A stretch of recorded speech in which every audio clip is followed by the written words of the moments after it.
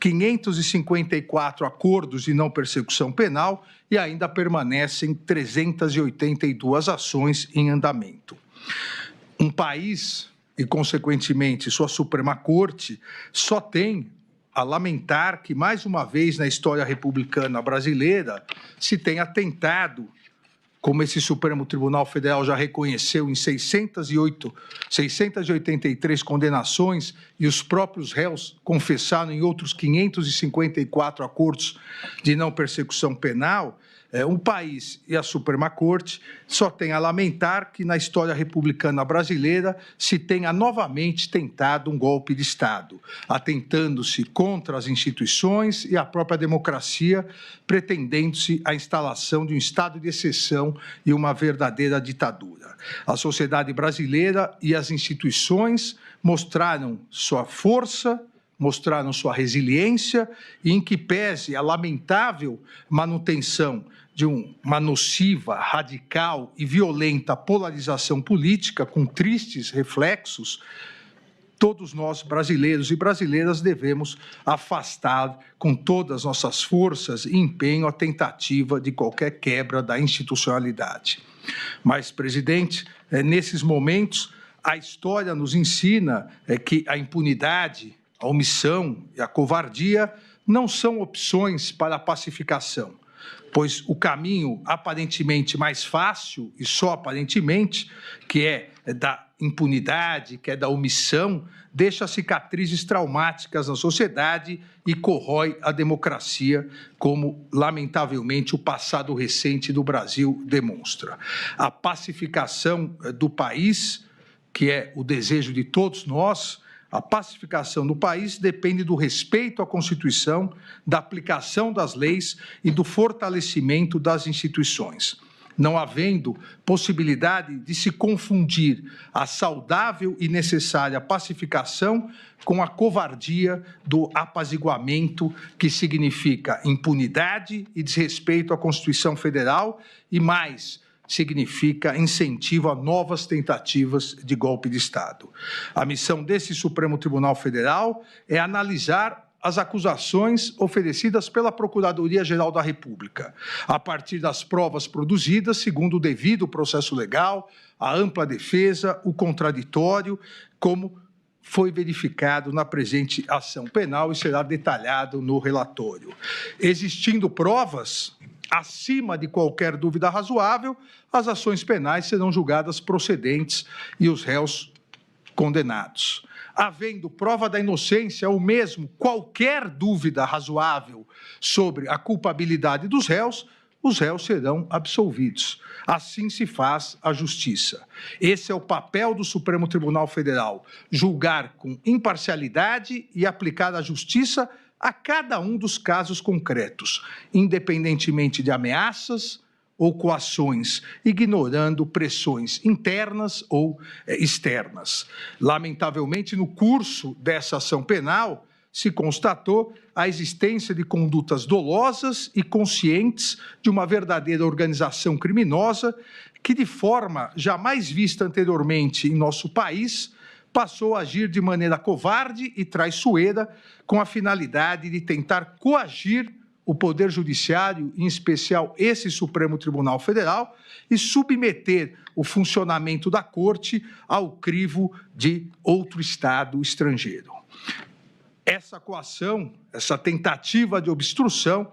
elas não afetarão a imparcialidade e a independência dos juízes desse Supremo Tribunal Federal, que darão, como estamos dando hoje, presidente, a normal sequência no devido processo legal, que é acompanhado por toda a sociedade e toda a imprensa brasileiras.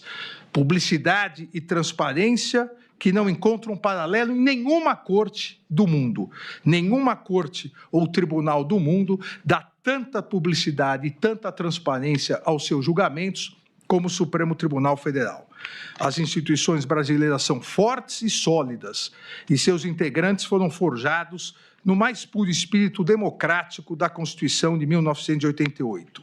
Coragem institucional e defesa à soberania nacional fazem parte do universo republicano dos membros dessa Suprema Corte, que não aceitará coações ou obstruções no exercício de sua missão constitucional, conferida soberanamente pelo povo brasileiro por meio de sua Assembleia Nacional Constituinte. A soberania nacional não pode, não deve e jamais será vilipendiada, negociada ou extorquida, pois é um dos fundamentos da República Federativa do Brasil, expressamente previsto no inciso 1º do artigo 1º da Constituição Federal.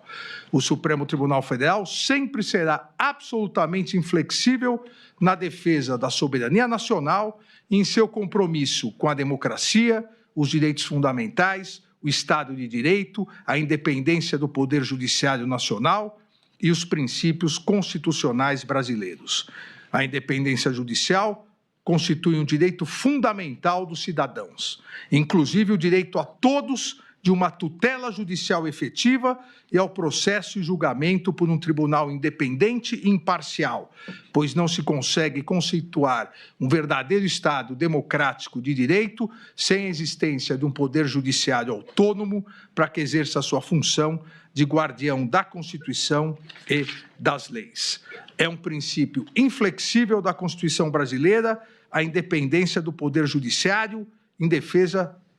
do país. E a história desse Supremo Tribunal Federal demonstra que jamais faltou ou jamais faltará coragem aos seus membros para repudiar as agressões contra os inimigos da soberania nacional, da democracia, do Estado de Direito ou da independência do Poder Judiciário. Essa Corte vem e continuará realizando sua missão constitucional e, em especial, nesse segundo semestre, realizará, e hoje iniciamos, o julgamento e as conclusões das importantes ações penais relacionadas à tentativa de golpe de Estado de 8 de janeiro de 2023. Sempre dentro do devido processo legal, do respeito à ampla defesa e contraditório, inadmitindo qualquer ingerência interna ou externa na independência do Poder Judiciário. Aqui, presidente, na ação penal 2668, a ação penal instaurada a partir de denúncia oferecida pelo Procurador-Geral da República, integralmente recebida pela primeira turma do Supremo Tribunal Federal, em sessões realizadas nos dias 25 e 26 de março de 2025, em face de Alexandre Rodrigues Ramagem, Almir Garnier Santos, Anderson Gustavo Torres, Augusto Heleno Ribeiro Pereira, Mauro César Barbosa Cid, Paulo Sérgio Nogueira de Oliveira e Walter Souza Braga Neto, pela prática das condutas de organização criminosa armada, tentativa de abolição violenta do Estado Democrático de Direito, golpe de Estado, dano qualificado pela violência e grave ameaça contra o patrimônio público da União e com considerável prejuízo à vítima e deteriorização de patrimônio tombado, observadas as regras de concurso de pessoas e concurso material. E em relação a Jair Messias Bolsonaro, pelas mesmas infrações acima descritas e a imputação específica de liderar a organização criminosa. Essa denúncia foi por unanimidade recebida.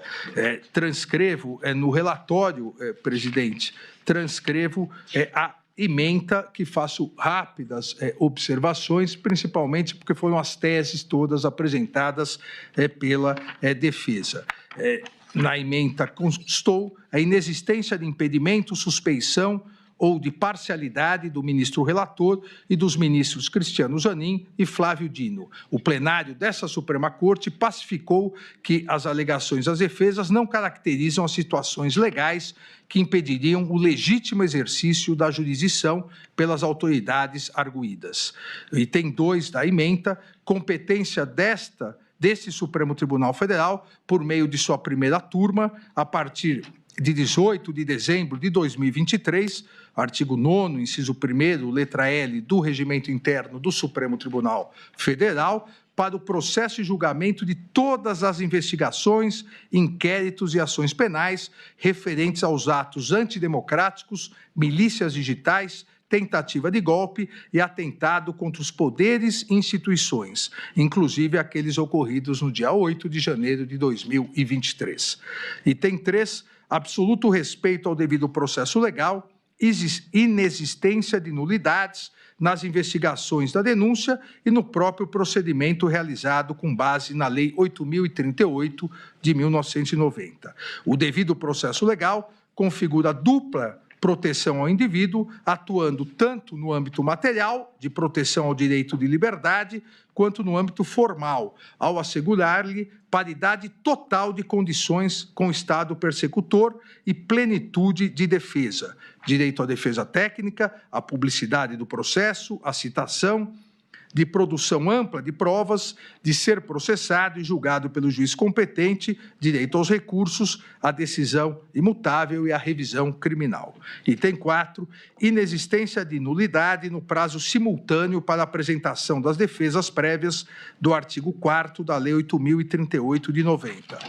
Ausência de previsão legal, inclusive com previsão de sigilo do acordo de colaboração premiada como regra até eventual recebimento da denúncia.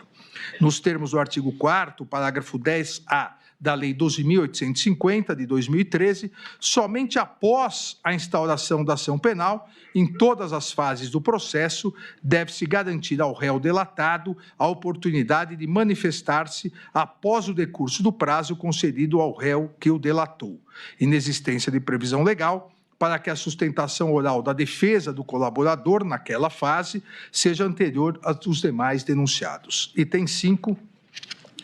Inexistência de nulidade no oferecimento de 5 denúncias por núcleos de atuação pela Procuradoria-Geral da República. Inaplicabilidade do princípio da indivisibilidade da ação penal às ações penais públicas precedentes. Impossibilidade de decisões contraditórias, uma vez que será o mesmo órgão julgador a analisar todos os fatos e as 5 denúncias oferecidas pelo Ministério Público. Item 6. Amplo e restrito acesso a todos os elementos de prova que embasaram a denúncia.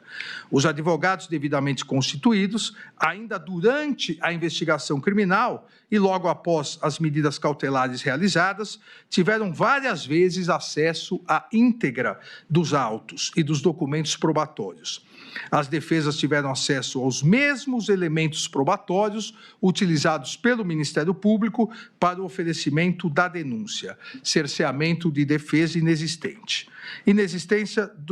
de document dump. O fato de existirem inúmeros documentos e mídias nos autos deriva da complexidade das investigações e do número de indiciados pela Polícia Federal, que sistematicamente produziu um relatório e um sumário indicativo de provas que serviram tanto para a análise da Procuradoria-Geral da República quanto para as defesas de maneira idêntica e transparente com absoluto respeito ao devido processo legal. Item 8 da ementa do recebimento da denúncia, legalidade do inquérito 4.874 e da petição 12.100, reconhecida pelo plenário do Supremo Tribunal Federal. Inexistência de irregularidades nas investigações da Polícia Federal, acompanhadas pelo Ministério Público e supervisionadas pelo Poder Judiciário, que geraram mais de 1.600 ações penais. Item 9. Inexistência de nulidade, não caracterização de fishing expedition. A hipótese dos autos, consubstanciada em investigação iniciada para apurar a existência de milícias digitais atentatórias ao Estado Democrático de Direito e à independência das instituições, não se confunde com a chamada pesca probatória, que somente se caracteriza quando se pretende investigar genericamente algumas pessoas e não fatos, de maneira especulativa, ou seja, obter qualquer dado aleatório, independentemente da investigação instaurada ou infração penal existente. Não se pode confundir uma detalhada e complexa investigação com a ilegal pesca probatória. Todos os elementos de prova presentes nos autos foram obtidos de forma lícita e identificados pela autoridade policial, conforme se demonstra em sumário do relatório da investigação juntada aos autos. Item 10. Inaplicabilidade das regras do juízo de garantias em processos de julgamento do Supremo Tribunal Federal, tribunais superiores e demais processos de competência originária dos tribunais que devem observar os termos da Lei 8.038, de 90, conforme decidido pelo plenário do Supremo Tribunal Federal, nas ADIs 6298, 6299, 6300, 6305, de relatoria do eminente ministro Luiz Fux. Item 11, legalidade e validade do acordo de colaboração premiada. O acordo de colaboração premiada, firmado entre a Polícia Federal e Mauro César Barbosa Cid, foi devidamente homologado com a máxima observância dos requisitos legais, ressaltando-se a voluntariedade do colaborador Mauro César Barbosa Cid em celebrá-lo e mantê-lo, inclusive acompanhado de seus advogados, devidamente constituídos em todos os atos. Item 12, competência constitucional e legal do Poder Judiciário nas colaborações premiadas. Em face da previsão legal de possibilidade de o acordo homologado ser rescindido em caso de omissão dolosa e contradições sobre os fatos objetos da colaboração, o ministro relator tem competência constitucional e legal para designar e presidir audiência com a presença do colaborador, seus advogados e o Procurador-Geral da República, com a finalidade de sanar essas eventuais irregularidades, bem como para analisar a manutenção dos requisitos legais exigidos para a permanência de validade da colaboração premiada, quais sejam regularidade e legalidade, adequação dos benefícios pactuados, adequação dos resultados da colaboração e voluntariedade da manifestação de vontade, especialmente nos casos em que o colaborador está ou esteve sob efeito de medidas cautelares, ausência de coação ou nulidade. Item 13 da ementa do recebimento da denúncia, denúncia apta, presença dos requisitos do artigo 41 do Código de Processo Penal, demonstração nos autos de provas da materialidade e indícios de autoria dos crimes de organização criminosa armada, tentativa de abolição violenta do Estado Democrático de Direito, dano qualificado pela violência e grave ameaça contra o patrimônio da União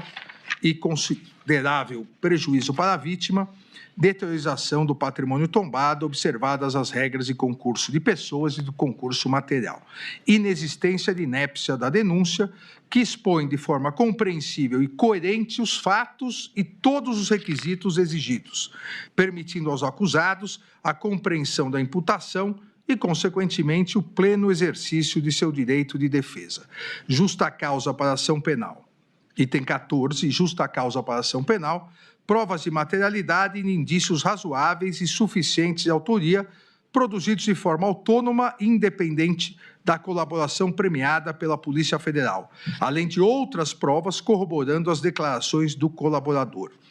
Existência de justa causa para a instauração da ação penal, analisada a partir de seus três componentes: tipicidade, punibilidade e viabilidade, de maneira a garantir a presença de um suporte probatório mínimo a indicar a legitimidade da imputação e se traduz na existência no inquérito policial ou nas peças de informação que instruem a denúncia de elementos sérios e idôneos que demonstram a materialidade do crime e os indícios razoáveis de autoria.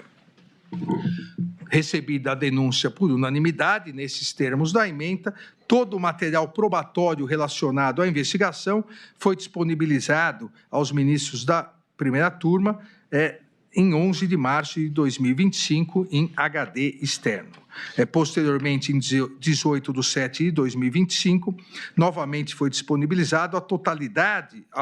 os ministros da primeira turma, a totalidade do acervo probatório, bem como as peças produzidas pela Procuradoria-Geral e pelas defesas por meio de link, de forma a facilitar a análise de toda a turma, como combinado com Vossa Excelência, presidente. Também saliento que, em relação ao réu Alexandre Rodrigues Ramagem, em virtude da Resolução 18/2025 da Câmara dos Deputados, e conforme decisão dessa primeira turma, decisão unânime dessa primeira turma, foi determinado o prosseguimento da ação em relação às infrações penais de organização criminosa, tentativa de abolição violenta do Estado Democrático, golpe de Estado, em face da inaplicabilidade do parágrafo 3º do artigo 53 da Constituição Federal, em relação aos crimes praticados antes da diplomação do réu como deputado federal. E foi determinada a suspensão parcial da ação penal 2668, com a consequente suspensão da prescrição, em relação aos 2 crimes imputados ao réu Alexandre Ramagem, praticados após a diplomação como deputado: o dano qualificado pela violência e grave ameaça contra o patrimônio da União e a deteriorização de patrimônio tombado. Também aqui no relatório que disponibilizei a Vossas Excelências, transcrevo a ementa. Em 11 de abril de 2025, determinei a citação e notificação dos réus, bem como determinei a manifestação dos réus delatados, agora sim, uma vez instaurada a ação penal, após o decurso de prazo concedido ao réu delator, Mauro César Barbosa Cid. Todos os corréus foram devidamente citados, notificados e apresentaram defesas prévias no prazo legal. Em 30 de abril de 2025, rejeitei as preliminares arguidas pelas defesas dos réus, indeferi o requerimento de absolvição sumária formulado por Anderson Gustavo Torres e Paulo Sérgio Nogueira de Oliveira, bem como afastei essa mesma absolvição sumária em relação aos demais réus. Deferi ainda a oitiva das testemunhas arroladas pela defesa e, em relação ao réu Anderson Gustavo Torres, determinei que indicasse qual a relação das testemunhas arroladas em cada um dos crimes imputados. Isso foi feito posteriormente e as testemunhas foram admitidas. Indeferi o pedido para oitiva de Silvinei Vasques, arrolado pela defesa de Anderson Gustavo Torres, por Silvinei Vasques figurar como corréu nos autos da petição 1200. E julguei prejudicado os requerimentos de Paulo Sérgio Nogueira de Oliveira e Walter Souza Braga Neto de acesso aos autos e sua integralidade, uma vez que, conforme decisão unânime da primeira turma, todas as defesas já haviam tido amplo e integral acesso a todas as provas juntadas aos autos. Também determinei, a pedido da defesa de Anderson Gustavo Torres, determinei a expedição de ofícios ao Tribunal Superior Eleitoral e à Diretoria-Geral da Polícia Federal para que informassem dados que a defesa solicitou. Também determinei à Polícia Federal que indicasse o melhor procedimento para que as partes tivessem acesso ao material apreendido durante as investigações e não utilizado pela Procuradoria-Geral da República para o oferecimento da denúncia. Esse foi um pedido das defesas, para que eventualmente pudessem analisar provas não utilizadas na denúncia, mas que tivessem eventualmente alguma relação com os fatos tratados. A Polícia Federal foi intimada, foi oficiada para fornecer a melhor maneira de acesso. Em 7 de maio de 2025, após a manifestação da defesa de Anderson Gustavo Torres, deferi o requerimento, como disse, que encaminhasse os relatórios elaborados por peritos criminais no período eleitoral para que a defesa pudesse fazer uma perícia. Determinei ainda que as defesas dos réus, e todos eles fizeram, indicasse quais os advogados regularmente constituídos para que assinassem termo de confidencialidade, com menção expressa ao dever de sigilo, quanto aos dados, e pudessem receber autorização e o endereço do link externo para verificação de todo o material apreendido pela Polícia Federal. Aqui, presidente, ministra Carmen, colegas, explico a necessidade da assinatura do termo de confidencialidade, porque nesse material apreendido, nesse volume de material apreendido, que não foi utilizado pela Procuradoria-Geral para o oferecimento da denúncia, havia inúmeras conversas, inúmeras gravações que não tinham nenhuma relação com os autos, inclusive questões pessoais de muitas pessoas, por isso a necessidade de assinatura do termo de confidencialidade. Também em 7 de 5 de 2025, designei datas para oitiva de testemunhas em audiência de instrução dessa ação penal com realização por videoconferência. As audiências foram realizadas por videoconferência sob a minha presidência e com a honrosa participação do eminente ministro Luiz Fux, e, na verdade, no primeiro dia, com a honrosa participação de todos os ministros dessa corte, acompanhado pelos advogados e, por parte da Procuradoria, pelo Procurador-Geral da República. Em sessões realizadas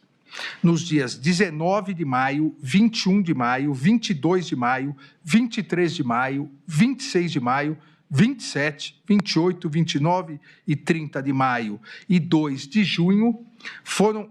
das 82 testemunhas arroladas, foram ouvidas 52 testemunhas, sendo 5 de acusação, 47 testemunhas de defesa, 2 testemunhas. Em relação a 2 testemunhas, a defesa juntou declarações abonatórias por escrito e eu homologuei os pedidos de desistências realizados pela acusação em relação a 1 testemunha e pelas defesas em relação a 27 testemunhas. Então, no total, foram ouvidas, repito, 52 testemunhas, com mais 2 testemunhas que juntaram por escrito, 54 testemunhas, sendo 5 testemunhas de defesa e 5 testemunhas de acusação, 4 testemunhas de acusação e 50 testemunhas de defesa. No relatório também eu cito nominalmente cada testemunha e o dia que foram ouvidas. Todos os depoimentos foram gravados em áudio e vídeo e disponibilizados nos autos no dia 3/6/2025. Aqui também, por determinação do Código de Processo Penal, uma testemunha não pode ter o conhecimento, o contato com o que outra testemunha falou. Exatamente por isso, os áudios e vídeos de todas as testemunhas foram juntados após o término de suas oitivas. Em decisão de 26 de maio, a requerimento da Procuradoria-Geral da República, então, no meio da instrução processual penal, por pedido da Procuradoria-Geral da República, determinei a instauração de inquérito policial para apurar a conduta deletiva do deputado federal Eduardo Nantes Bolsonaro pelo crime de coação no curso do processo, obstrução na investigação da infração penal que envolva organização criminosa,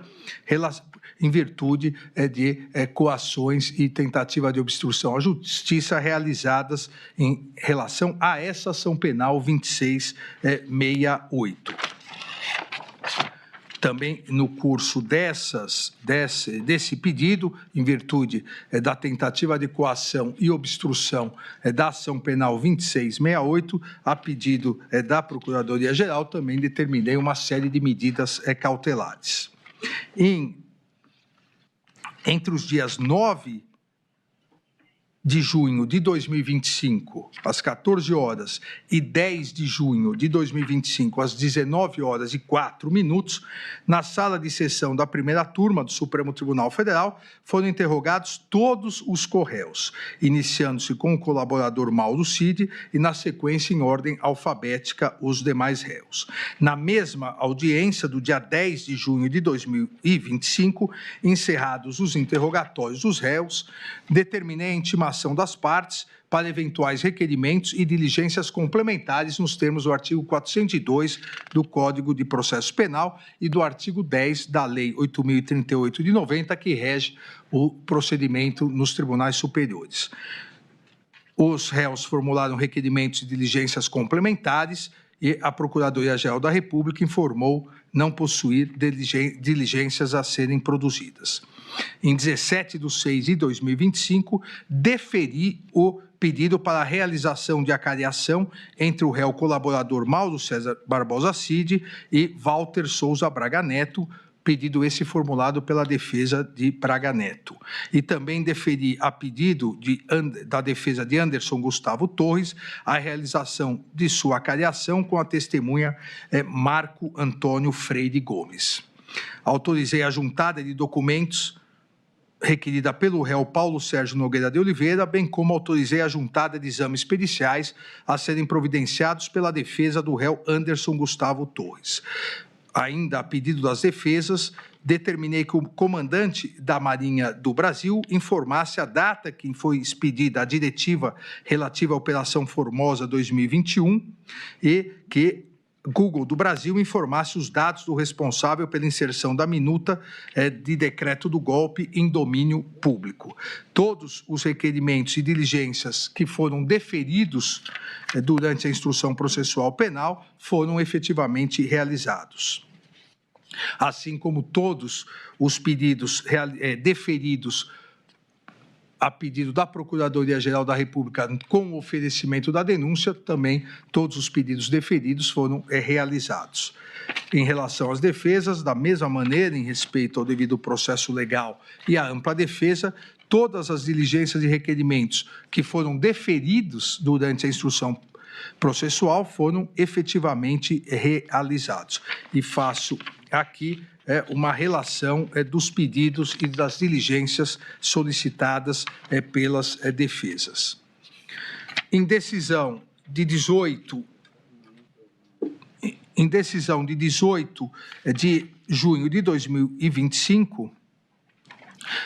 um novo incidente no curso da ação penal 2668, em decisão de 18 de 6 de 2025, considerada a alegada violação dos termos de colaboração premiada de Mauro César Barbosa Cid, determinei a instauração de inquérito em face de Luiz Eduardo de Almeida Santos Kuntz e Marcelo Costa Câmara para apuração da suposta prática de crime de obstrução de investigação de infração penal que envolva organização criminosa, inquérito esse que tramita na Polícia Federal. Em 27 de junho de 2025, encerrada a instrução com a realização de todos os requerimentos e diligências que foram deferidos, aqueles que foram deferidos na fase do artigo 402 do Código de Processo Penal, determinei a intimação das partes para a apresentação das alegações finais. Sucessivamente, no prazo de 15 dias, Procuradoria-Geral da República, colaborador premiado e os réus. Na mesma data, todos os tribunais foram oficiados para encaminhar em 5 dias as certidões de antecedentes criminais dos réus para fins de informação do processo. Todas as certidões foram anexadas aos autos. Em 14 de 7 de 2025, a Procuradoria-Geral da República apresentou suas alegações finais, pleiteando a procedência integral da ação penal, salientando os principais pontos da acusação.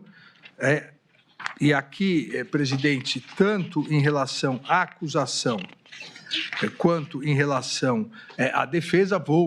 porque o relatório assim o exige, salientar os principais pontos, mas deixarei que os detalhes maiores, os argumentos maiores, sejam expostos tanto pelo Procurador-Geral da República quanto pelos advogados, uma vez que todos realizarão sustentação oral.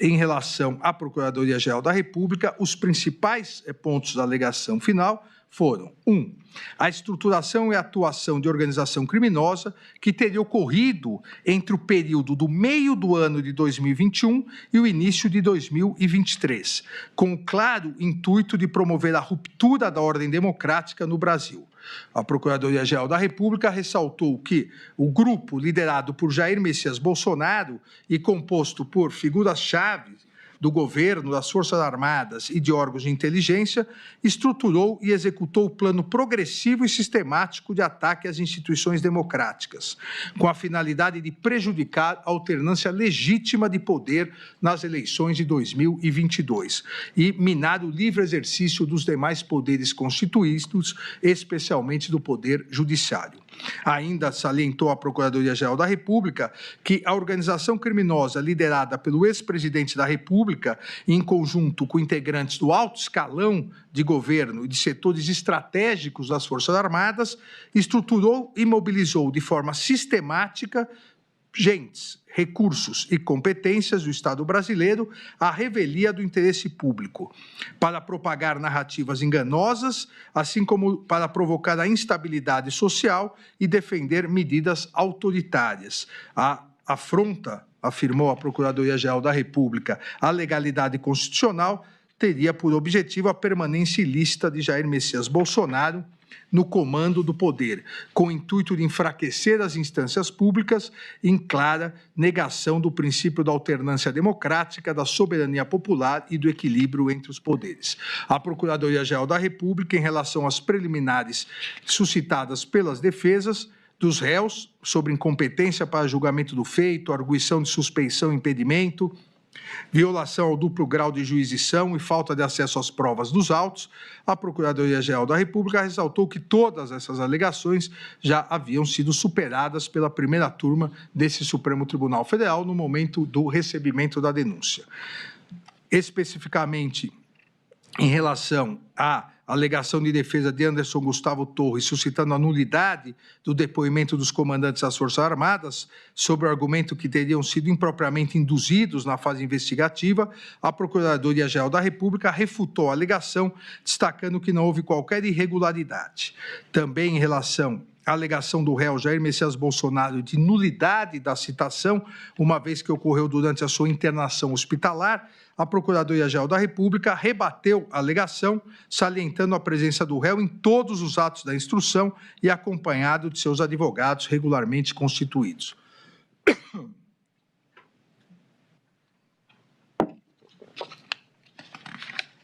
Ainda a Procuradoria-Geral da República alegou que a instrução processual reforçou a existência de todos os manuscritos, arquivos digitais, planilhas, discursos prontos e trocas de mensagens sobre o plano de ruptura da ordem democrática que haviam sido apreendidos pela Polícia Federal durante as investigações, como, por exemplo, o documento Operação 142. Da mesma forma, ressaltou a Procuradoria-Geral da República que as testemunhas ouvidas em juízo, principalmente os ex-comandantes do Exército e da Aeronáutica, confirmaram que lhes fora apresentadas minutas que decretavam medidas de exceção e não se ajustavam às hipóteses constitucionais e de consequências impensáveis no Estado democrático de direito, assim como confirmaram terem sido, disse a Procuradoria-Geral da República, pressionados a aderir ao plano golpista, inclusive sofrendo ataques virtuais. A Procuradoria-Geral da República afirmou ainda em suas alegações finais estarem configurados os crimes de golpe de Estado e restrição do livre exercício dos poderes constitucionais. Quanto ao golpe de Estado, disse a Procuradoria-Geral da República, a materialidade delitiva foi comprovada pela sequência dos atos de ruptura com a normalidade do processo sucessório. A organização criminosa teria implementado narrativa enganosa visando descredibilizar publicamente o sistema eletrônico de votação, a partir do uso de recursos e agentes públicos e mobilizando integrantes das Forças Armadas do Estado brasileiro para prejudicar a livre manifestação da vontade popular, assim como para apoiar uma forma de gestão desvinculada do processo eleitoral após a derrota às urnas. A partir disso, a Procuradoria-Geral da República enumera as provas sequenciais e que, segundo o órgão acusador, confirmariam essa hipótese. Ainda a Procuradoria-Geral da República, em relação ao crime do artigo 359-L,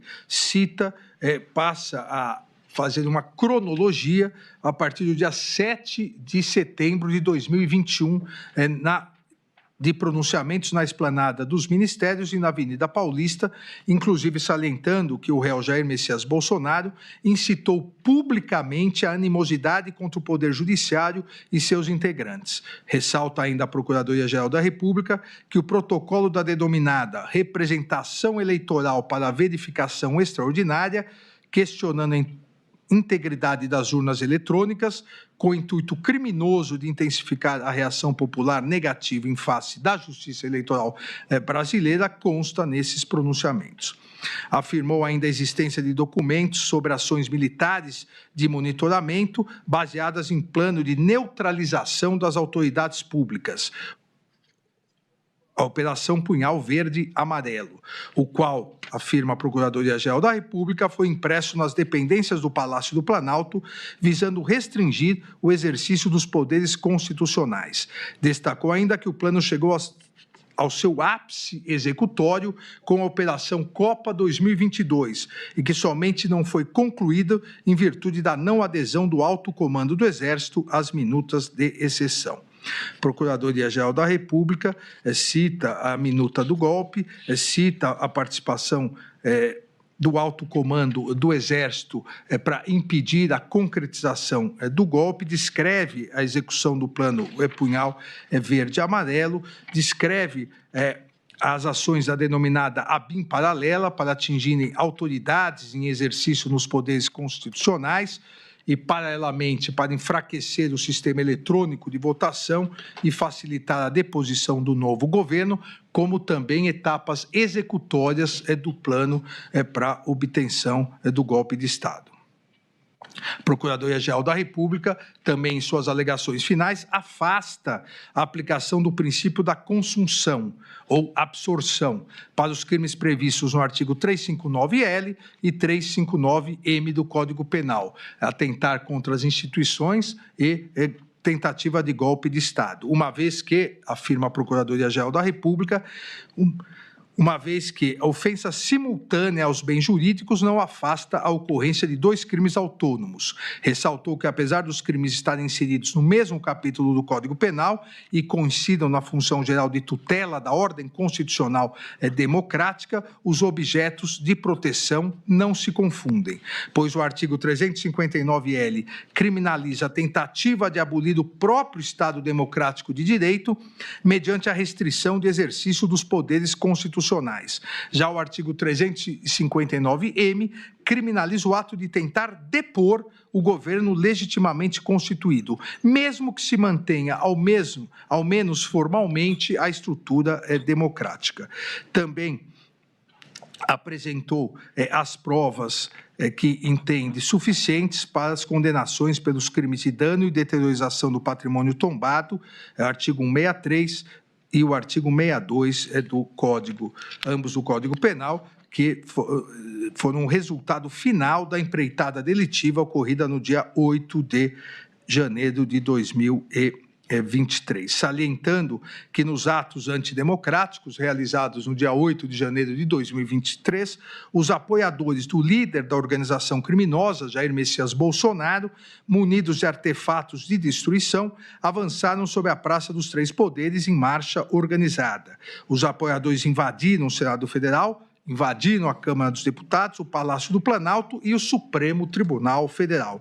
e efetivamente depredaram o patrimônio público com a finalidade de instalar um regime de governo alternativo decorrente da deposição do governo legitimamente eleito, bem como da abolição violenta do Estado democrático de direito. Afirmou que a materialidade ficou demonstrada com as imagens de destruição que marcaram a história nacional, bem como com o fornecimento de documentos que dimensionaram os danos referentes aos eventos de 8 de janeiro de 2023, documentos esses enviados pelo Senado Federal, a Câmara dos Deputados e o Supremo Tribunal Federal. Em relação aos benefícios decorrentes do acordo de colaboração premiada, celebrado pelo réu Mauro César Barbosa Cid com a Polícia Federal, a Procuradoria-Geral da República afirmou que os benefícios devem ser aplicados com observância ao princípio da proporcionalidade, com a análise da efetiva contribuição do colaborador para o esclarecimento dos fatos e o grau de lealdade demonstrado ao longo do procedimento. Alegou, portanto, comportamento contraditório do réu colaborador em razão de omissões e resistência ao cumprimento integral das obrigações, sugerindo a redução da pena a ser fixada em patamar mínimo e, por sua vez, a redução de 1/3 da pena imposta pela prática criminosa como benefício premial em razão da sua colaboração, e sugerindo o afastamento da concessão do perdão judicial, da conversão automática da pena privativa de liberdade em restritiva de direitos e também o afastamento da redução máxima de 2/3. E encerrou solicitando, requerendo a condenação de todos os réus pelos crimes imputados. Em 29/7/2025, a defesa do réu colaborador, Mauro César Barbosa Cid, apresentou as alegações finais, ressaltando em síntese, porque aqui também, novamente, o eminente advogado do réu colaborador detalhará, assim como o procurador-geral, nas sustentações orais, mas ressaltou em síntese que Mauro César Barbosa Cid firmou acordo de colaboração premiada por livre e espontânea vontade, sempre com orientação e acompanhamento de seus defensores, em todos os atos processuais em que foi intimado. Que o acordo de colaboração premiada preencheu todos os requisitos de validade, eficácia e efetividade, e como tal foi homologado e ratificado pelo colaborador e por essa Suprema Corte. Ainda alegou a defesa de Mauro Cid que, em que pese a defesa técnica discordar da acusação, ou pelo menos da capitulação atribuída pela Procuradoria-Geral da República quanto aos fatos narrados e sua autoria, não é possível afirmar que Mauro César Barbosa Cid não falou tudo o que sabia, muito menos que ele tivesse mentido ou omitido o fato relevante que tinha a obrigação contratual de falar. Alega ainda que a discussão sobre o documento referido pela Procuradoria-Geral da República como minuta golpista, narrada pelo colaborador, foi confirmada pelos 3 comandantes das Forças Armadas, General Freire Gomes, Almirante Almir Garnier e Brigadeiro Batista Júnior, bem como pelo réu Jair Messias Bolsonaro. A reunião, segundo a defesa, a reunião de apresentação dos considerandos também foi confirmada pelos comandantes das Forças Armadas. Alega ainda que, conforme esclarecido por Mauro César Barbosa Cid, as discussões materializadas nos considerandos surgiram após Jair Messias Bolsonaro sustentar a existência de fraude nas eleições, o que também foi confirmado por todos que participaram na reunião. Em relação à reunião do dia 12 de novembro de 2022, na casa de Walter Souza Braga Neto, a defesa de Mauro César Barbosa Cid alega não existir divergência sobre a sua realização, embora o réu colaborador não tenha participado efetivamente. A defesa ainda diz que,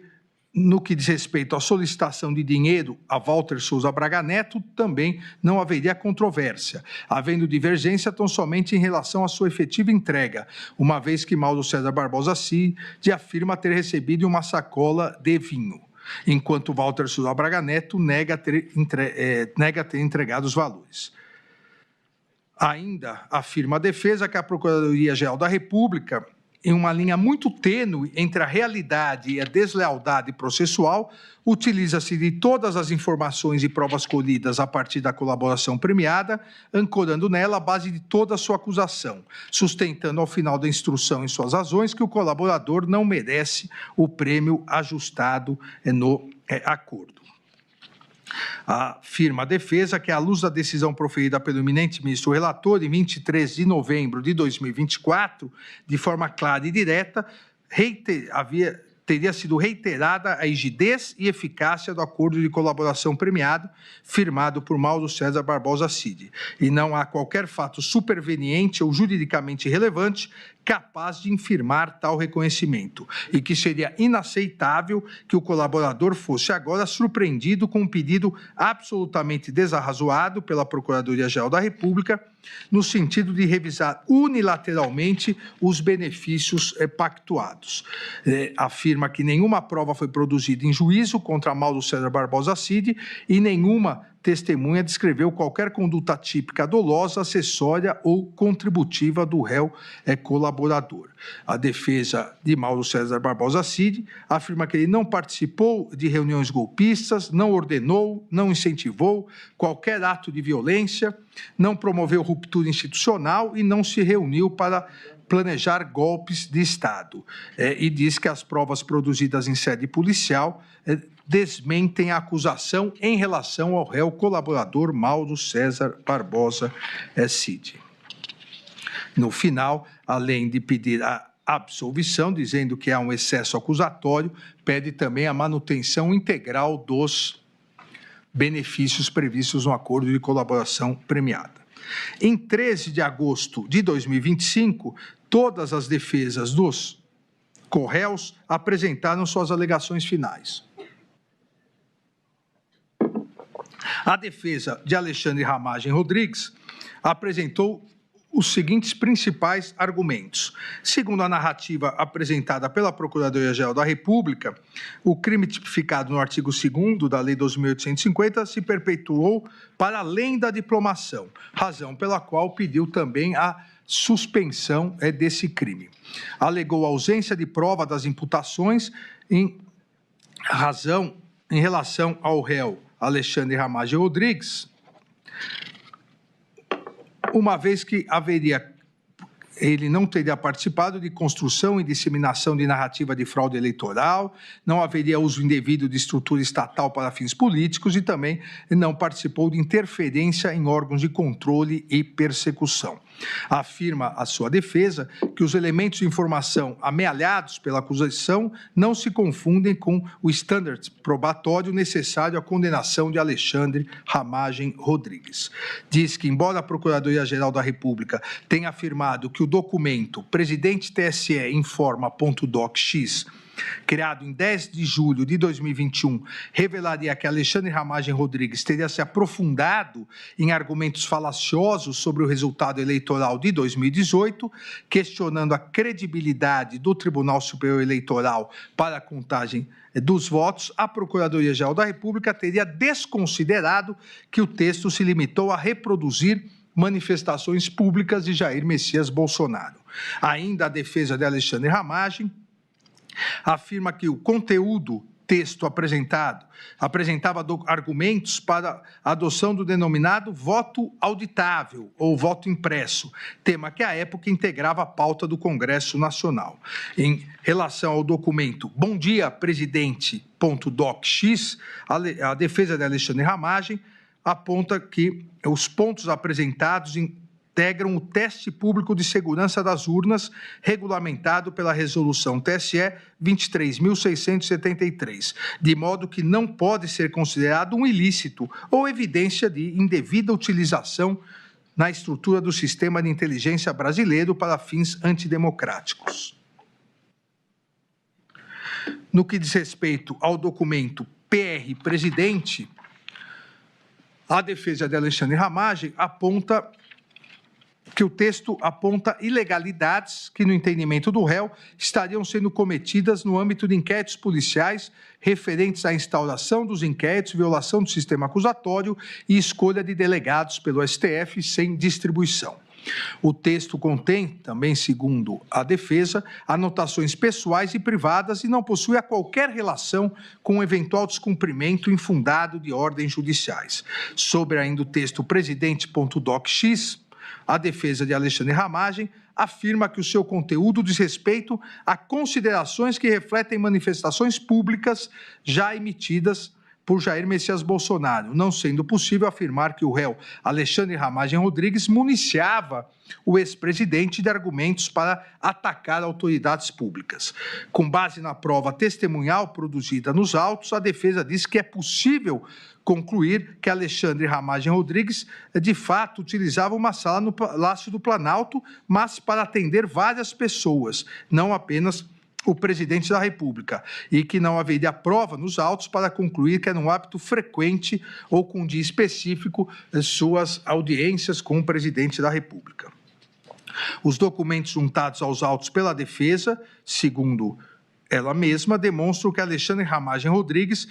envidou esforços para verificar a legalidade na utilização da ferramenta First Mile, sendo instaurados por determinação sua 2 procedimentos administrativos no âmbito da BIM com essa finalidade, um deles, aliás, na corregedoria do órgão. A ferramenta First Mile era utilizada, segundo a defesa, exclusivamente pelos oficiais de inteligência lotados no Departamento de Operações de Inteligência, à época chefiado por Paulo Maurício Fortunato Pinto, cuja recalcitrância em prestar informações sobre o uso da ferramenta levou à instauração de procedimento administrativo no âmbito da corregedoria da ABIN, por determinação do próprio Alexandre Ramagem Rodrigues, e posteriormente levou à sua exoneração.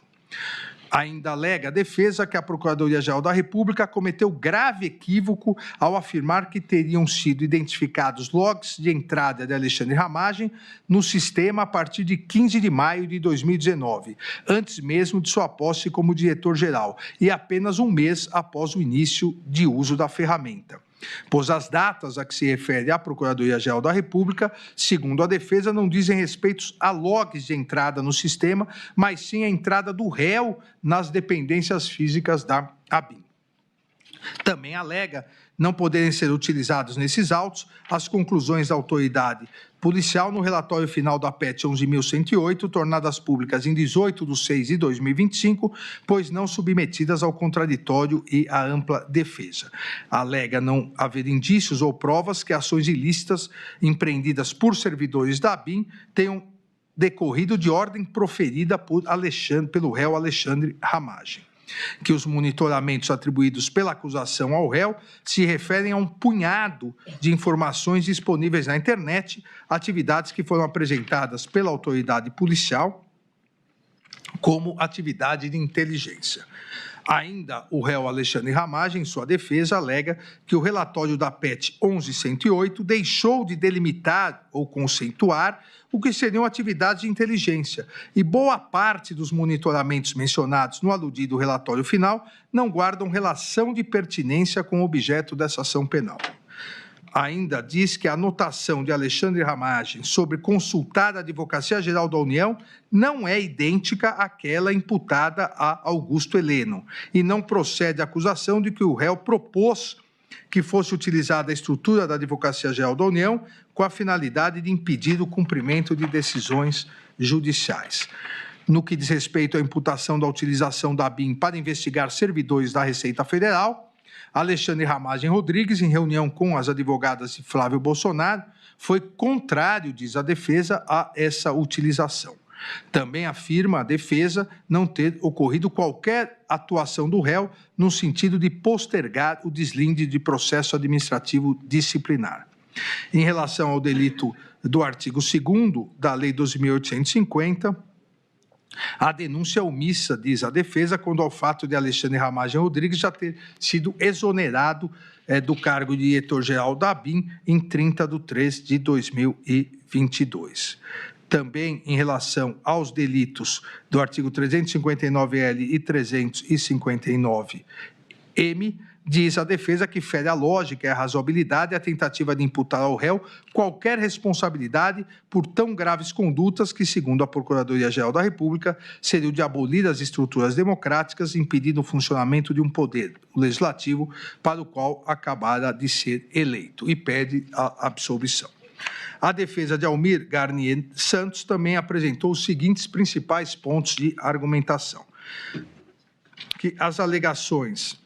finais da Procuradoria-Geral da República narram fatos estranhos à denúncia, notadamente o desfile da Marinha na Praça dos Três Poderes, interpretados como ato simbólico de apoio ao suposto intento golpista, e a ausência do réu na cerimônia de passagem de comando da Marinha, no qual Almir Garnier Santos supostamente teria atuado de forma a reforçar a suposta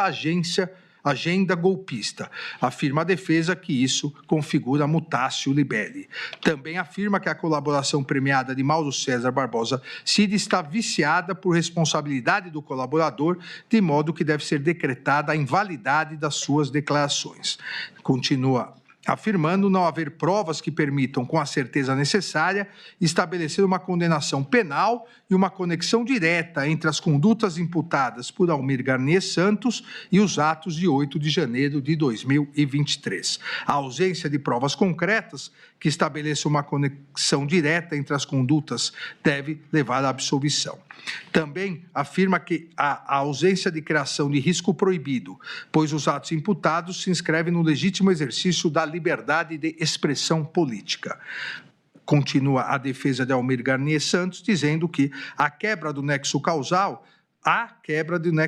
uma vez que os fatos ocorreram em um contexto político legítimo de debate e a transição de poder desqualifica qualquer continuidade de plano golpista, devendo ser reconhecida a ausência de nexo causal entre os atos descritos na denúncia e os atos do dia 8 de janeiro de 2023. E, por consequência, deve ser declarada a atipicidade das condutas imputadas.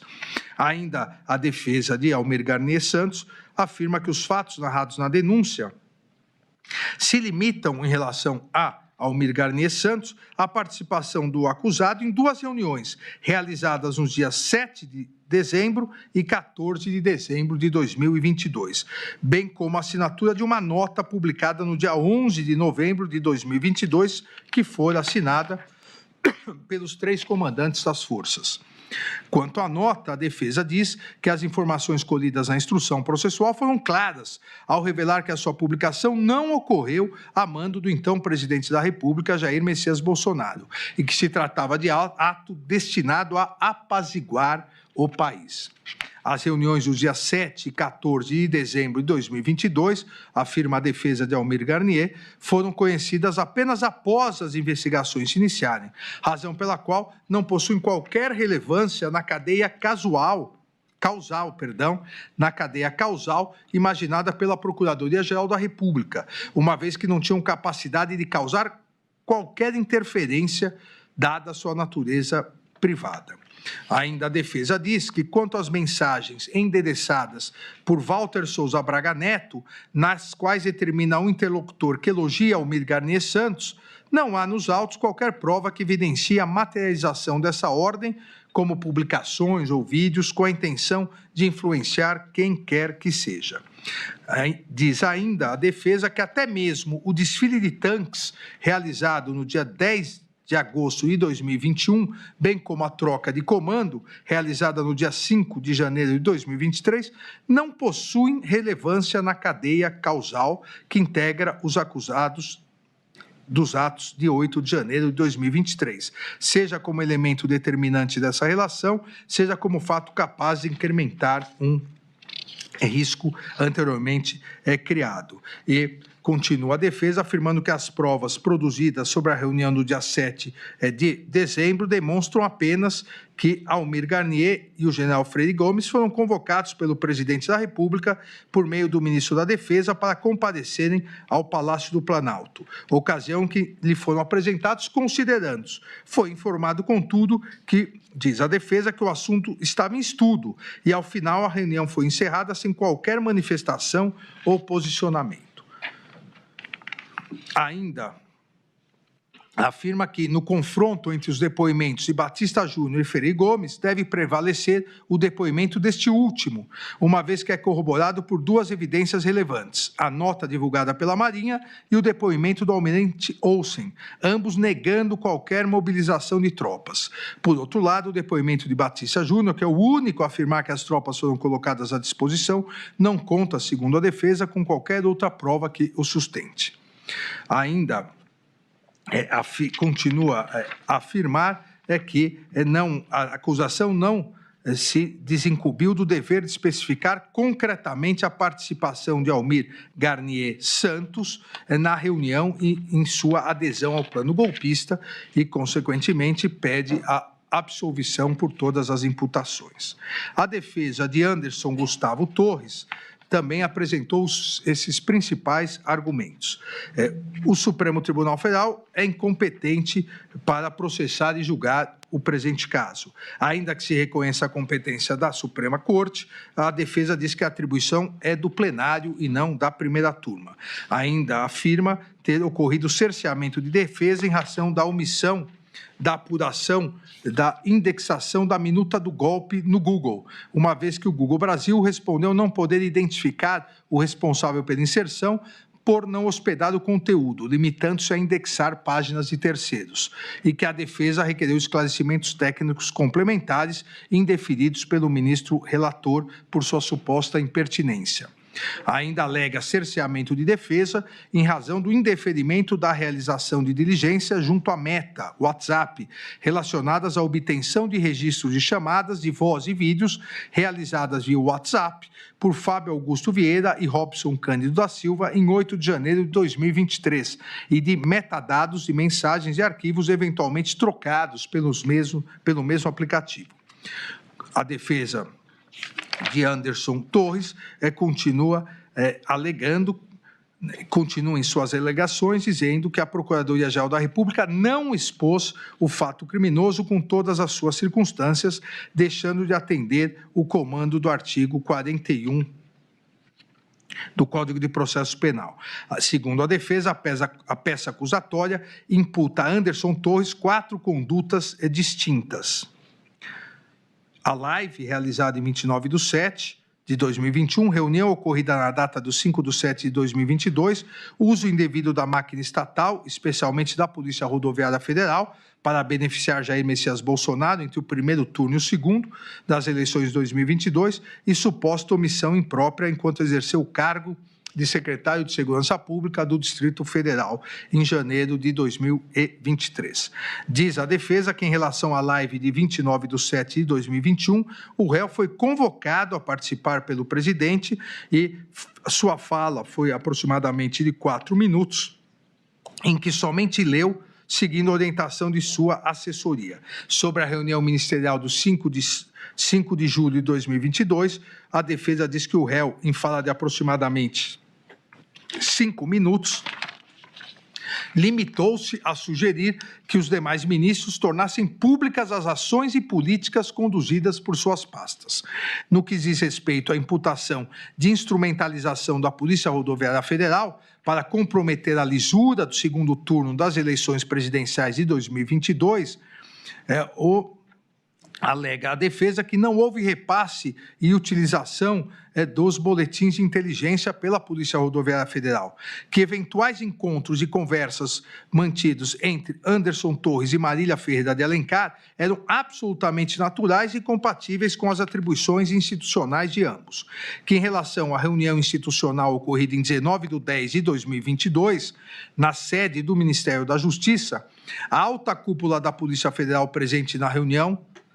composta pelo diretor-geral, Márcio Nunes, pelo diretor de combate ao crime organizado, Caio Pelim, e pelo diretor de inteligência, Alessandro Moretti, que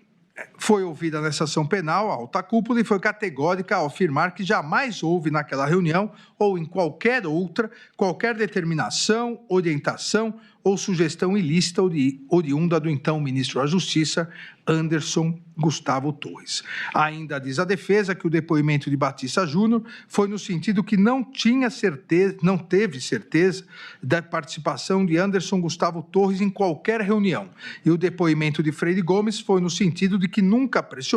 presenciou ou discutiu qualquer assunto ilegal com o réu. Anderson Gustavo Torres ainda afirma em sua defesa não ter participado das reuniões de 7 de dezembro e 14 de dezembro de 2022, ocasião na qual, em tese, documentos antidemocráticos foram apresentados aos comandantes das forças. E diz ainda que, compulsando os relatórios de entrada e saída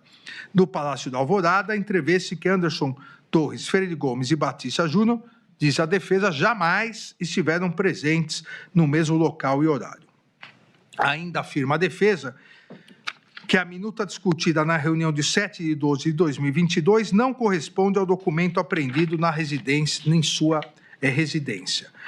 Diz que exame papiloscópico feito pela Polícia Federal não encontrou as digitais de qualquer dos denunciados na minuta, que minutas de igual teor circulavam e circulam, diz a defesa, livremente pelo território nacional, algumas inclusive no Google e no site Conjura. Ainda diz que, em relação à viagem aos Estados Unidos, e-mail da própria Gol, companhia Gol, mostra comprovantes da agência de turismo e ata notarial, evidenciando que, diferentemente do alegado pela Procuradoria-Geral da República, as passagens aéreas foram, de fato, adquiridas em 21/11 de 2022, quando sequer se cogitava a realização de manifestações no dia 8 de janeiro de 2023. Ainda diz que o depoimento do governador Ibanez Rocha, no inquérito civil, confirma que Anderson Gustavo Torres lhe comunicou quando do convite para assumir o cargo sobre a viagem nos Estados Unidos e, consequentemente, a partir disso, pede sua absolvição. A defesa de Augusto Heleno Ribeiro Pereira apresentou também os seguintes principais argumentos. Deve ser reconhecida a suspeição do relator em razão de ter sido alvo de um suposto plano de organização criminosa, do qual faria parte o denunciado para matá-lo, juntamente com o presidente eleito Luiz Inácio Lula da Silva. Ela alega também cerceamento de defesa em razão da impossibilidade de análise de todo o material probatório disponibilizado pela ocorrência da prática conhecida como document dump e pela seletividade da autoridade policial ao disponibilizar as provas. Diz a defesa de Augusto Heleno que houve violação ao sistema acusatório e ao devido processo legal, uma vez que na audiência de instrução o ministro relator realizou 6 vezes mais perguntas que a Procuradoria-Geral da República. Diz também ter ocorrido violação do direito ao silêncio e constrangimento ilegal, uma vez que o ministro relator, após manifestação do réu, que iria exercer parcialmente o direito ao silêncio, respondendo apenas às perguntas formuladas por sua defesa técnica, realizou a consignação das perguntas. Especificamente em relação ao réu Augusto Heleno, a defesa diz que a Procuradoria-Geral da República não se desincumbiu do ônus probatório. Em relação à live realizada no dia 7 de setembro de 2021, a atuação do réu seria, segundo a defesa, unicamente com presença física, sem proferir qualquer palavra ou se manifestar em qualquer sentido. Augusto Heleno, segundo a defesa, é favorável ao voto impresso, mas após o Congresso Nacional derrubar proposta nesse sentido, em plenário, e o relatório do Ministério da Defesa de 9 de novembro de 2022 não apresentar conclusão sobre a possibilidade de insegurança nas urnas eletrônicas,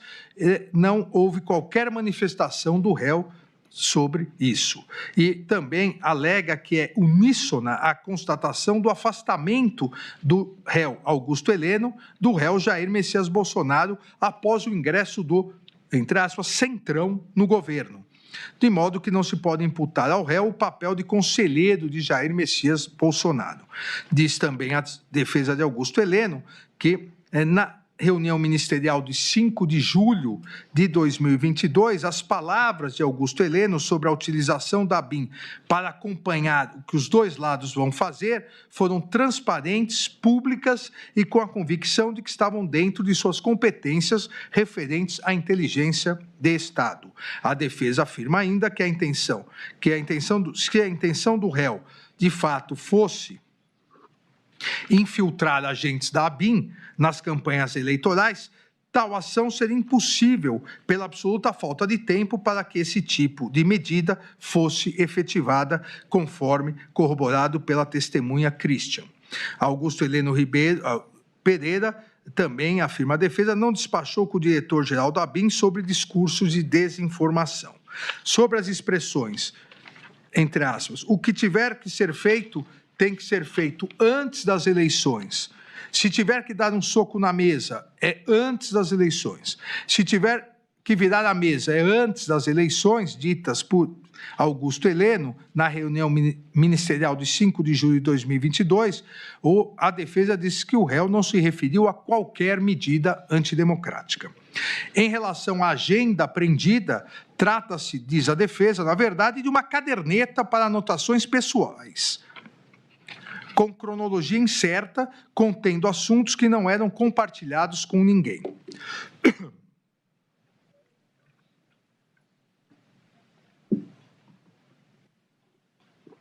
Diz a defesa que a Polícia Federal disponibilizou as páginas da referida caderneta de maneira por ela reorganizada, com o objetivo de demonstrar uma narrativa linear, quando, na verdade, estão afastadas uma das outras e dizem respeito a situações e assuntos distintos e não relacionados. A expressão,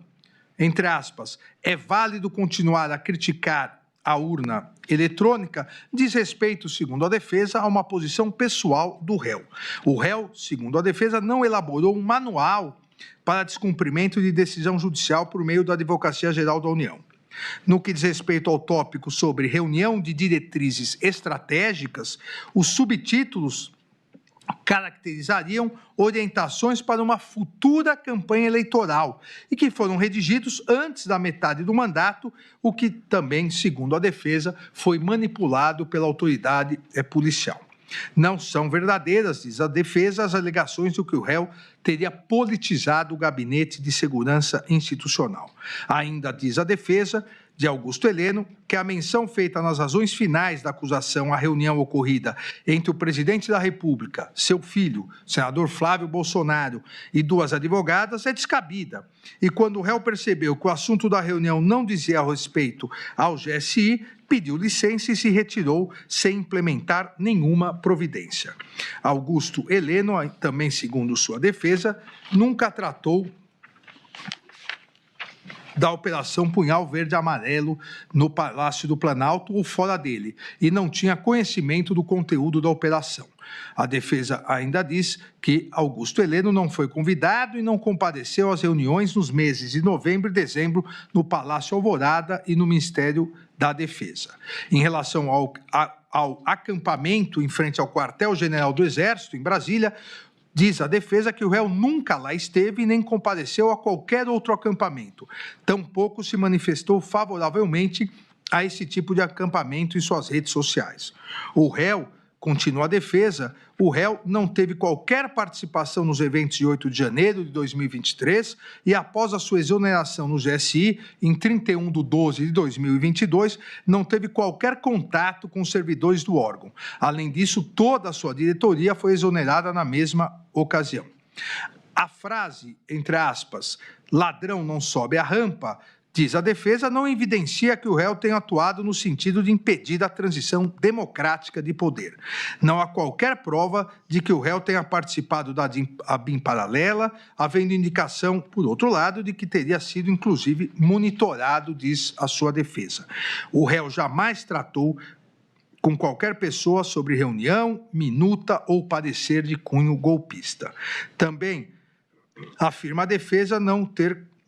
haver possibilidade de se imputar as práticas dos delitos de tentativa de abolição de violência do Estado Democrático e tentativa de golpe de Estado ao réu em razão da absoluta inexistência de qualquer conduta que possa configurar os referidos crimes. Pede a absolvição e, subsidiariamente, caso não ocorra, diz que deve ser aplicada a causa especial de diminuição prevista no artigo 29, parágrafo 3º, em benefício do réu, caso subsidiariamente aqui haja condenação. A defesa de Jair Messias Bolsonaro também apresentou os seguintes principais argumentos. Houve cerceamento de defesa em razão da ausência de tempo hábil para a defesa técnica conhecer a prova dos autos, inclusive com indeferimento de pedido de adiamento da audiência de instrução após o recebimento de links contendo material bruto extraído dos aparelhos eletrônicos apreendidos. Também alega nulidade, que essa nulidade se agravou e aprofundou o cerceamento de defesa, porque os defensores foram proibidos de participar das audiências e dos interrogatórios dos denunciados que ficaram em outros núcleos. O acordo de colaboração premiada de Mauro César Barbosa Cid, segundo a defesa de Jair Messias Bolsonaro, é nulo, e o delator não tem credibilidade, pois mentiu reiteradamente. Segundo a defesa de Jair Messias Bolsonaro, o colaborador descumpriu o acordo e as cautelares que lhe foram impostas de forma alternativa à sua prisão preventiva, por meio de conversas mantidas em perfil de terceiro na rede social Instagram, que revelam que a colaboração não resultou de ato voluntário e nem esteve pautado na verdade. A defesa de Jair Messias Bolsonaro ainda alega que, em suas alegações finais, a Procuradoria-Geral da República reconhece toda a resistência, que, segundo a defesa, significa falta de espontaneidade, do colaborador em relatar sua participação nos eventos mais graves e sensíveis da denúncia, para manter rígida a narrativa daquilo que ele optou por contar, o que não é possível. Ainda diz que o colaborador confessa que, diante de ameaças veladas, pactuou acordo de colaboração, prestando, entretanto, declarações manipuladas e a Procuradoria-Geral da República resistiu em afirmar sua imprestabilidade porque precisa de parte dela, daquela que não está abrangida pela descoberta espontânea da Polícia Federal. O tema e o debate relativo ao voto impresso, diz a defesa de Jair Messias Bolsonaro, ocuparam a campanha eleitoral em 2022. E foi nesse contexto de campanha eleitoral e debate político que a reunião ministerial de 5 de julho de 2022 e a reunião com os embaixadores de 18 de julho de 2022 foram sempre interpretadas. A notícia de que o discurso de Jair Messias Bolsonaro e Walter Souza Braga Neto, no dia 7 de setembro de 2022, bem como a reunião com os embaixadores narrados na denúncia, já foram alvos de processos eleitorais que levaram à sua inelegibilidade, não podendo, portanto, conforme diz a defesa, serem interpretados como atos criminosos. A transição do governo, com a participação do ex-presidente Jair Messias Bolsonaro, também foi fato amplamente provado nos autos. E diz a defesa que, encerrada a transição, Jair Messias Bolsonaro deixou o país e, quando o fez, os atos criminosos e golpistas de 8 de janeiro de 2023, ocorridos 10 dias após, não eram sequer previsíveis, além de terem ocorrido apesar das ações de Jair Messias Bolsonaro. As imputações da Procuradoria-Geral da República contra Jair Messias Bolsonaro não encontram, segundo a defesa, respaldo nem na lógica nem na prova dos autos. A acusação tenta, de alguma forma, e sem sucesso, relacionar Jair Messias Bolsonaro com os planos apreendidos e com os atos de 8 de janeiro. Diz a defesa que a denúncia indica que Jair Messias Bolsonaro teria estudado, enxugado e apresentado aos militares minutas de decreto prevendo prisões de autoridades e as declarações de estado de sítio ou de estado de defesa e decretação de operação de garantia da lei e da ordem. Mas diz a defesa que os referidos documentos não foram trazidos aos autos. O documento de minuta de golpe, às vezes chamados de discurso pela Procuradoria-Geral da República, segundo a defesa, jamais foi apresentado a Jair Messias Bolsonaro, que dele só teve ciência por ocasião de sua apreensão pela Polícia Federal. Sobre a reunião do dia 7/12 de 2022, ninguém viu um texto prevendo a prisão de diversos ministros do Supremo Tribunal Federal, dentre outras autoridades. A afirmação, segundo a defesa, que existe exclusivamente no depoimento do delator Mauro César Barbosa Cid. Não existe nos autos também, afirma a defesa de Jair Messias Bolsonaro, a suposta minuta de decreto com um texto enxugado, prevendo apenas a prisão do relator. E também não existe, em lugar nenhum dos autos, nem mesmo em depoimentos, o documento que a acusação diz ter sido apresentado pelo réu Paulo Sérgio Nogueira de Oliveira aos 3 comandantes das Forças Armadas no dia 14 de dezembro de 2022. A defesa de Jair Messias Bolsonaro continua afirmando no sentido de que não ficou comprovada a existência de qualquer pedido por parte de Jair Messias Bolsonaro para a movimentação das tropas e que não há descrição de participação de Jair Messias Bolsonaro em nenhum outro fato, e muito menos com os planos Punhal Verde Amarelo, Operação Luneta e Copa 2022. A acusação traria apenas a presunção de que o plano Punhal Verde Amarelo teria sido elaborado para Jair Messias Bolsonaro no Palácio do Alvorada, quando foi registrada a entrada do general Mário Fernandes no prédio, sem ter produzido qualquer prova de que houve entrega de qualquer documento ou encontro com o então presidente da República. Ainda diz a defesa que a Procuradoria-Geral da República imputa ao réu, como se atos criminosos fossem, os seus discursos eleitorais e suas manifestações com críticas ao sistema eletrônico de votação. Continua afirmando que, excluída a punibilidade dos atos preparatórios, não há dúvidas que as condutas imputadas pela Procuradoria-Geral da República, consubstanciadas em lives com críticas ao sistema eletrônico de votação, reuniões ministeriais e com embaixadores e outras reuniões, tratam-se, na pior das hipóteses, de atos preparatórios não tipificados. Ainda diz a defesa, não existir qualquer correspondência dos comportamentos imputados a Jair Messias Bolsonaro com a violência ou grave ameaça exigidas pelos tipos penais previstos nos artigos 359-L, 359-M do Código Penal. E diz que, mesmo se adotada a versão da denúncia, não se pode afirmar que a reunião ocorrida no dia 7 de dezembro de 2022 tenha sido um ato executório dos crimes de abolição violenta do Estado Democrático de Direito e de golpe de Estado, pois isso pressupõe um governo constituído, circunstância inexistente em 7/12 de 2022. Ainda diz não se poder alegar que a tentativa estaria caracterizada, dado que, entre aspas, o golpe tentado não se consumou pela fidelidade do Exército, não obstante o desvirtuamento de alguns dos seus integrantes e da aeronáutica, a força normativa democrática em vigor, que foi a afirmação feita pela Procuradoria-Geral da República. E a defesa diz que a tentativa não estará caracterizada, pois não se aperfeiçoou qualquer ato de início de execução que pudesse ativar a incidência de uma circunstância alheia à vontade do agente, uma vez que não houve qualquer assinatura do decreto. A tentativa, diz a defesa, existe a tentativa de atribuição de responsabilidade penal sem a imputação de qualquer conduta a Jair Messias Bolsonaro no que diz respeito à utilização indevida da estrutura da Polícia Rodoviária Federal e da ABIN paralela.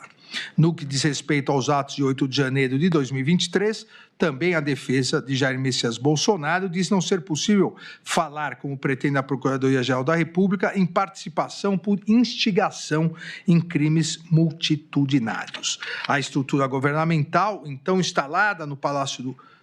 Planalto, revestia-se de plena licitude e legalidade, funcionando nos termos da Constituição Federal, não havendo que se falar na existência de qualquer organização criminosa, conclui a defesa. Também nunca houve qualquer cooperação criminosa de Jair Messias Bolsonaro com os demais denunciados na PEC 12 e 100. Por fim, a defesa diz que as condutas criminosas narradas na acusação teriam como objetivo manter Jair Messias Bolsonaro no poder, que essas alegações não são suficientes para apontá-lo como integrante ou líder da organização criminosa, ainda que pudesse eventualmente ser beneficiário pelos crimes, pelo resultado dos crimes. Pede a absolvição do réu Jair Messias Bolsonaro e, subsidiariamente, caso não haja, diz que deve ser reconhecida a desistência voluntária ou a consunção, absorção ou ainda concurso formal entre os delitos previstos nos artigos 359-L e 359-M do Código Penal. A defesa de Paulo Sérgio Nogueira de Oliveira também apresentou esses principais argumentos. Diz que Paulo Sérgio Nogueira de Oliveira é inocente e atuou ativamente para evitar a realização de um golpe de Estado e a abolição violenta do Estado Democrático de Direito, aconselhando Jair Messias Bolsonaro no sentido de que nada poderia ser feito diante do resultado das eleições. O réu, segundo a sua defesa, o réu temia que radicais assessorassem Jair Messias Bolsonaro e o aconselhassem a assinar uma, entre aspas, doideira, referindo-se a medidas de exceção e ruptura democrática. O réu atuou diretamente com o brigadeiro Batista Júnior e o general Freire Gomes para demover o réu Jair Messias Bolsonaro de qualquer medida de exceção e entregou uma proposta de discurso de Jair Messias Bolsonaro, aceitando a proposta de discurso no sentido de aceitar o resultado das eleições. Ainda diz que o réu Paulo Sérgio Nogueira de Oliveira, que o réu foi alvo de tentativa de deposição por Walter Souza Braga Neto e pelo general Mário Fernandes, réu em outra ação penal. O réu não integraria o denominado gabinete de crise a ser instalado após a ruptura do Estado Democrático de Direito, afirma sua defesa, e que o réu foi vítima de ataques virtuais por não defender qualquer medida de exceção. Na reunião de 5 de julho de 2022, Paulo Sérgio Nogueira de Oliveira não manifestou endosso à narrativa de fraude eleitoral. Também sua defesa diz que, em momento algum, instigou a ideia de intervenção das Forças Armadas no processo eleitoral e afirma a defesa ser uma falácia afirmar que o relatório das Forças Armadas sobre o sistema eletrônico de votação estava pronto antes do segundo turno e foi postergado por questões políticas. As etapas 7 e 8 do plano de trabalho estavam, segundo a defesa, previstas para ocorrer a partir do dia seguinte ao segundo turno e até 60 dias após o pleito. Também afirma a defesa não proceder a afirmação de que o Ministério da Defesa, após ser intimado a prestar informações no prazo de 48 horas, não respondeu ao pedido de informações do Tribunal Superior Eleitoral. A nota do Ministério da Defesa, segundo a defesa de Paulo Sérgio Nogueira de Oliveira, não aponta suspeita de fraude eleitoral. E no mesmo período em que a nota do dia 10/11/2022 foi publicada, Paulo Sérgio Nogueira de Oliveira, segundo a sua defesa, estaria atuando para demover Jair Messias Bolsonaro de qualquer medida de exceção. A reunião de 14/12/2022, realizada com os comandantes das Forças Armadas, segundo a defesa de Paulo Sérgio Nogueira de Oliveira, não teve o intuito de pressionar os comandantes a aderir a qualquer medida antidemocrática. A denúncia, diz a defesa, é inepta, não havendo descrição adequada dos fatos criminosos imputados ao réu. Ainda alega que o Supremo Tribunal Federal é incompetente para processar e julgar o caso e que, em caso de ser competente, é o plenário e não a primeira turma. Alega violação ao duplo grau de jurisdição, alega também estar caracterizado excesso de acusação, que as condutas imputadas ao réu são atípicas, pois se o crime de golpe de Estado tivesse sido consumado com ataques ao processo eleitoral, manipulação indevida das forças de segurança, não houve, segundo a defesa, a prática de violência ou grave ameaça. Ainda a defesa do réu Paulo Sérgio diz que as condutas imputadas ao réu são atípicas, pois todos os atos realizados antes do dia 1º de janeiro, tais como lives, reuniões, não teriam sido realizados com o objetivo de depor governo constituído, o que afasta a configuração do crime de golpe de Estado previsto no artigo 359-M do Código Penal. Ainda afirma que, segundo a denúncia, sem o Exército e a Força Aérea, era impossível se consumar um golpe de Estado. Logo, a manifestação no dia 8 de janeiro de 2023 foi um meio inidôneo para atingir esse resultado. Consequentemente, o delito de golpe de Estado do dia 8 de janeiro seria um crime impossível, diz a defesa, por absoluta ineficácia do meio. Ainda em relação ao crime do artigo 359-L do Código Penal, a defesa de Paulo Sérgio Nogueira de Oliveira diz que a sua consumação exige que os poderes constitucionais tenham sido efetivamente impedidos ou restringidos. Consequentemente, diz que não existe um conjunto probatório para, além da dúvida razoável, apta a ensejar uma condenação de Paulo Sérgio Nogueira de Oliveira e pede a absolvição do réu. Por fim, a defesa de Walter Souza Braga Neto apresentou os seguintes argumentos. A ação penal é nula, pois está baseada em investigações realizadas na PET 12.100, que se originou das investigações conduzidas no inquérito 4.874, inquérito das milícias digitais, o qual, a seu turno, tem como objeto a investigação de fatos já arquivados no inquérito 4828, o que demonstra a violação do artigo 28 do Código de Processo Penal. Diz ainda ser o Supremo Tribunal Federal incompetente para processar e julgar o caso, e caso fosse competente, a competência seria do plenário e não desta primeira turma. A defesa de Walter Souza Braga Neto ainda diz que, embora o plenário do Supremo Tribunal Federal tenha decidido pelo não reconhecimento da suspeição do relator, a instrução criminal demonstrou que não houve imparcialidade e equidistância das partes da ação penal. Ainda afirma que, em relação ao alegado da suspeição, houve demonstração de postura inquisitorial na oitiva das testemunhas, que os recursos da defesa em face de decisões monocráticas não foram submetidos à análise colegiada, enquanto a marcha processual evoluía de maneira muito célere, esvaziando os pedidos recursais. Ainda diz que a cadeação entre Walter Souza Braga Neto e Mauro César Barbosa Cid não foi gravada pela Secretaria Judiciária e sequer foi permitida a sua gravação pela defesa, e que houve decretação de medidas cautelares e prisão domiciliar de ofício, o que caracteriza a atuação indevida por serem iniciativas típicas do órgão acusatório. Ainda a defesa de Walter Souza Braga Neto diz que a colaboração premiada de Mauro César Barbosa Cid é nula em razão da falta de voluntariedade, que o processo também é nulo em razão da prática de document dump, que o processo também é nulo em razão do indeferimento de participação nos interrogatórios dos demais réus das outras ações penais, que são ilícitas e imprestáveis os prints de conversas de WhatsApp entre Walter Souza Braga Neto e Ailton Barros.